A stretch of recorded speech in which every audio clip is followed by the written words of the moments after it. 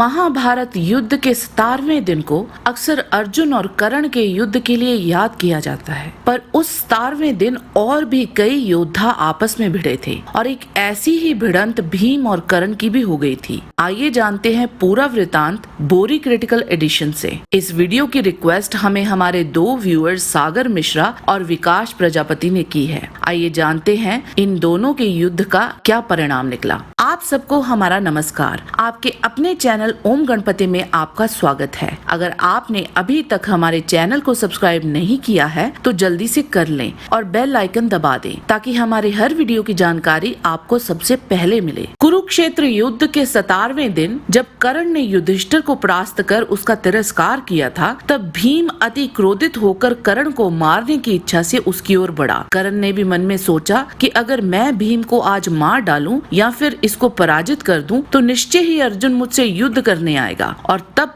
या तो मैं अर्जुन को मार डालूंगा या आज मैं अर्जुन के हाथों मारा जाऊंगा। आगे का संपूर्ण वृतांत कुछ इस प्रकार है। भीम को युद्ध भूमि में देखकर कर्ण ने शल्य से रथ भीम की ओर ले जाने के लिए कहा। कर्ण को आते देख भीम ने क्रोध में अपने बाणों से कौरव सैनिकों को संपूर्ण दिशाओं में खदेड़ दिया और तब कर्ण और भीम में बड़ी भयंकर मार काट शुरू हो गई। इतनी शीघ्रता से भीम को आक्रमण करते देख कर्ण ने भीम पर एक भाले द्वारा उसकी छाती पर जोरदार प्रहार किया। कर्ण द्वारा घायल किए जाने पर भीम ने भी कई तीखे बाण चलाकर कर्ण को भीम डाला। तब कर्ण ने अपने बाणों से भीम के धनुष के 2 टुकड़े कर दिए और कई वार भीम की छाती पर किए और उसे और भी घायल कर दिया। तब भीम ने एक दूसरा धनुष उठाया और कर्ण पर पुनः बाणों से प्रहार करना आरंभ कर दिया, पर कर्ण ने और भी घातक बाण छोड़ पांडु पुत्र के सारे शरीर को घायल कर दिया। इससे भीमसेन अति क्रोधित हो उठा। उसकी आंखें क्रोध से लाल हो चुकी थी और उसने मन में कर्ण को मारने का सोच लिया था।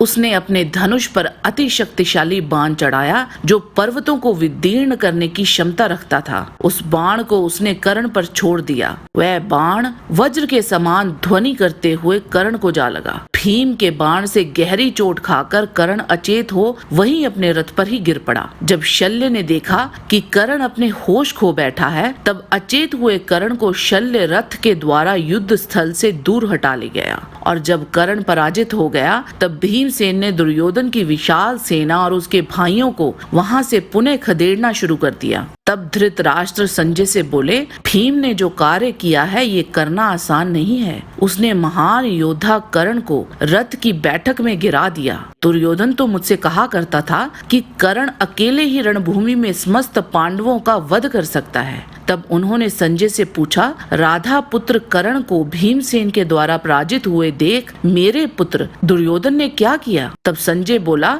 दुर्योधन ने कर्ण को युद्ध में ऐसा हारा हुआ देख अपने भाइयों से बोला, तुम लोग शीघ्र जाओ और कर्ण की रक्षा करो। भीमसेन के द्वारा युद्ध करते वो इस समय कठिनाई में है। तब वह सभी रथों पे सवार होके भीमसेन के पास पहुंचे और उसे सब ओर से घेर लिया। उन्होंने हर दिशा से भीम पर बाण चलाने शुरू कर दिए। उस समय भीम ने दुर्योधन के भाइयों के साथ आए हुए 50 रथों के 50 रथियों को मार डाला और भीम ने तब एक भाले से विवत्सु का सर काट डाला जो धड़ से अलग होकर वहीं जमीन पर गिर गया। अपने भाई को मृत देख वह सभी पुनः भीम पर टूट पड़े, पर भीम ने दुर्योधन के 2 और भाइयों को मार डाला जिनका नाम विकट और सम था और उसके बाद भीम ने एक पैने भाले का उपयोग कर एक और भाई को यमराज के पास भेज दिया। उसका नाम क्रात था। इस प्रकार धृतराष्ट्र पुत्रों के वहां मारे जाने पर भयंकर हाहाकार मच गया। एक के बाद एक धृतराष्ट्र के धनुर्धर पुत्र भीम के हाथों मारे जा रहे थे। तब भीम ने कौरव सैनिकों को और उत्तेजित करते हुए नंद और उपनंद को भी मार डाला। तदंतर यम के समान भयंकर भीम को देखकर भय से व्याकुल हो वो सब वहां से भाग गए। इस संपूर्ण वृतांत को आप विवेक देबरॉय द्वारा अनुवादित बोरी क्रिटिकल एडिशन महाभारत के वॉल्यूम 7 कर्ण पर्व चैप्टर 35 में पढ़ सकते हैं। कर्ण को युद्ध में परास्त कर भीम कर्ण की जीभ काटना चाहता था। इस वाक्य को बोरी क्रिटिकल एडिशन में सम्मिलित नहीं किया गया, इसलिए इन दोनों की भिड़ंत का व्याख्यान हमने पूर्णतः बोरी को ही आधार रखकर बताया है।